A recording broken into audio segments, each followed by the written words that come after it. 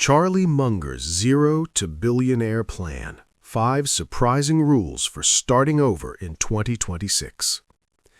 Charlie Munger, Warren Buffett's legendary partner, was worth an estimated $2.5 billion. But what most people don't know is the story of the year he started with less than nothing. In 1962, he was facing a negative net worth, broke, divorced, drowning in debt, and watching his 9-year-old son die of leukemia while he couldn't afford proper medical treatment. He was at rock bottom. So, when asked what he would do if he had to start over in 2026 with $0, he didn't have to guess. He had a plan born from experience, not theory. He put it this way: "I don't have to guess. I lived it. I clawed my way out of that hole once, and if I had to do it again today, starting this year with $0, I know exactly what I'd do. Not theory, not hope, not some motivational garbage about positive thinking. I'm talking about a specific step-by-step plan." This isn't just vague advice. It's a month-by-month, dollar-by-dollar roadmap. I've distilled Munger's blueprint into 5 of the most powerful and counterintuitive takeaways. This is the plan that took him from less than 0 to billions. If you're ready to change your financial life, this is for you. Let's dive in. And if you get any value from this, do me a favor and hit that like button to help spread the word. Takeaway 1. Your greatest financial advantage is having nothing to lose. This is the first and critical mindset shift. Munger argues that starting with 0 isn't a weakness, it's a source of incredible strength. It gives you 3 massive advantages that wealthy people have lost. You can take risks they can't. When you have nothing to protect, you have no lifestyle to maintain. Wealthy people, as Munger sees it, are often slaves to their own lifestyle, terrified of losing their expensive house or car.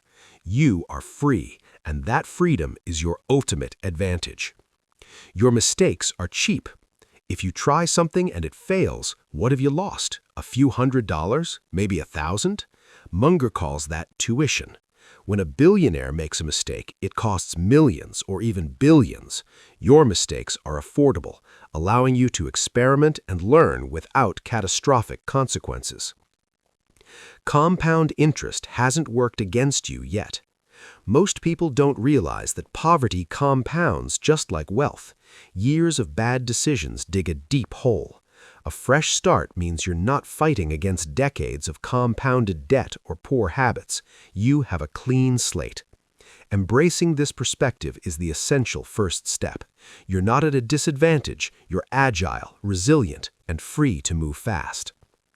Takeaway 2. Forget investing. Your first goal is building a $15,000 wall. Here is where Munger's advice gets highly unconventional. For the first 6 months, you will not invest a single dollar in the stock market. Your only job is to build a fortress of cash. This is a 3-phase operation that transitions you from desperation to stability. Stop the bleeding, January. This is immediate and ruthless. On day 1, you cut every non-essential expense. Munger's examples are brutal but specific. Sell the car. Buy a $3,000 used Honda Civic with cash, and I eliminate $400 a month in payments, plus $150 in insurance. That's $550 a month. Over 12 months, that single move frees up $6,600. Next, cook every single meal at home. He calculates this as a $4,000 swing annually. Finally, cancel every subscription from Netflix to the gym. The goal isn't to live like this forever, but for 1 year to get your financial life back. Maximize income, February to March. Forget finding your passion. For the next 60 days, your goal is to build capital. Munger prescribes 70-hour weeks, combining a full-time job with freelance work and a weekend gig. The singular goal is to work harder than ever before to save your first $5,000. Build the emergency wall, April to June. Once you have that first $5,000, your instinct will be to invest it. Munger says, don't. Instead, you'll continue the intense work and saving to stack another $10,000 on top of it. This $15,000 in a high-yield savings account is your psychological shield. It's the wall that protects you from making decisions based on fear and desperation. Munger is adamant about the psychology behind this cash reserve, a concept often missed by financial experts who have never been truly broke. They've never been broke. They don't understand the psychology of scarcity. When you've been broke, you know that the worst financial position isn't having cash that earns 4%. The worst position is having no cash when an emergency hits. What do you think of this advice to hold off on investing? Let me know your thoughts in the comments below. And don't forget to subscribe to the Money Mindset channel for more deep dives like this. Status by the end of June, $15,000 total cash saved. Takeaway 3. The highest yield investment on earth is you. By the end of June, you've saved a total of $15,000. This is the stage that moves you from stability to agency, gaining control over your income. Munger is explicit here. $10,000 is your emergency fund.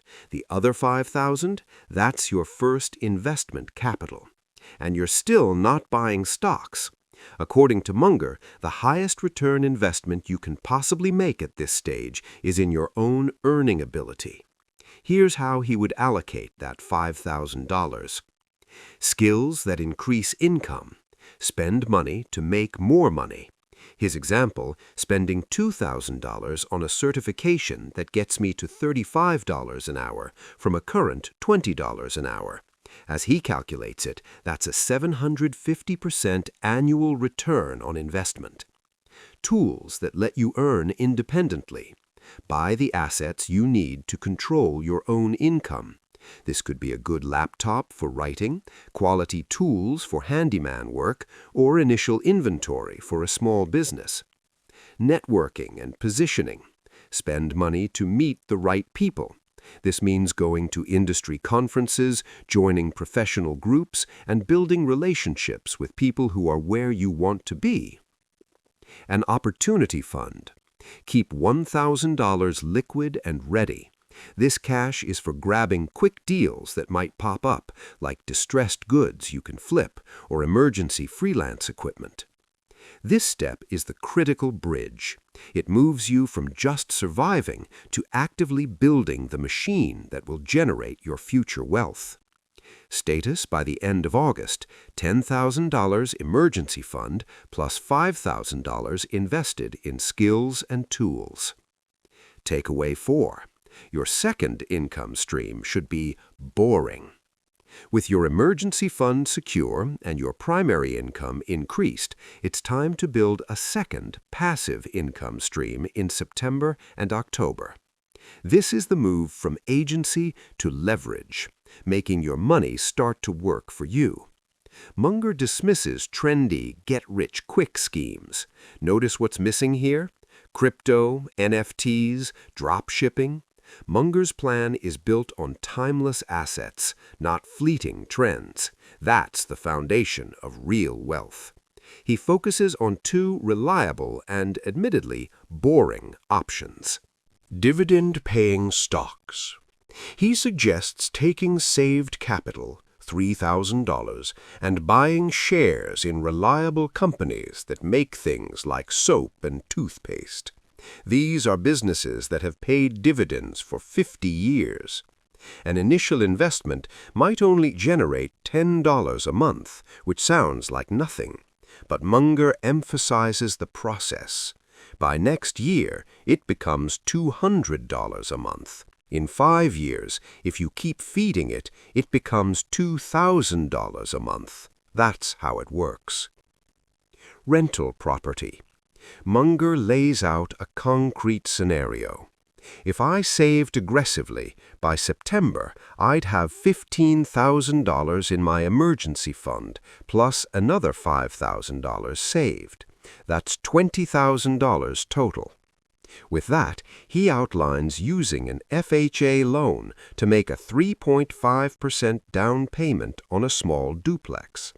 You live in one unit and rent out the other.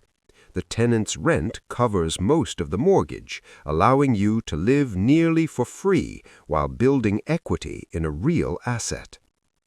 Takeaways. November and December will destroy you if you let them. After 10 months of intense grinding, you're tired. The holidays arrive, and with them the ultimate test of your discipline. This, Munger warns, is where most people fail. They feel they deserve to splurge and wipe out months of hard-won progress.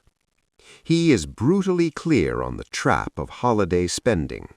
November and December destroy more financial progress than any other months because people confuse earning money with having money. Just because you earn $60,000 this year doesn't mean you have $60,000. If you spent $58,000, you have $2,000. That's the only number that matters. His solution is simple. Hold the line. You spend nothing extra. You give gifts that cost your time, not your money, like handwritten letters or homemade food. You use this time not for celebration, but for reflection and planning. Review your progress, analyze what worked, and build your plan for the next year. Conclusion. You now have the plan. Most people won't do it. If you follow this plan for 12 months, you will have gone from zero to a position of strength. You'll have a $10,000 emergency fund, a second income stream, and a higher earning potential from investing in yourself. You will have fundamentally changed your financial trajectory. Munger frames it perfectly. Year 1 is defense, Year 2 is offense. With the foundation built, you can now take bigger risks, invest more aggressively, and accelerate your path to wealth. The plan is simple, logical, and proven. But Munger ends with a stark warning. Most people who hear it will nod along and then do nothing. They will go back to their old habits and end up in the exact same place next year, wondering why nothing changed. The plan is on the table. The only question left is, will you be the person who just nods along or the one who actually does the work?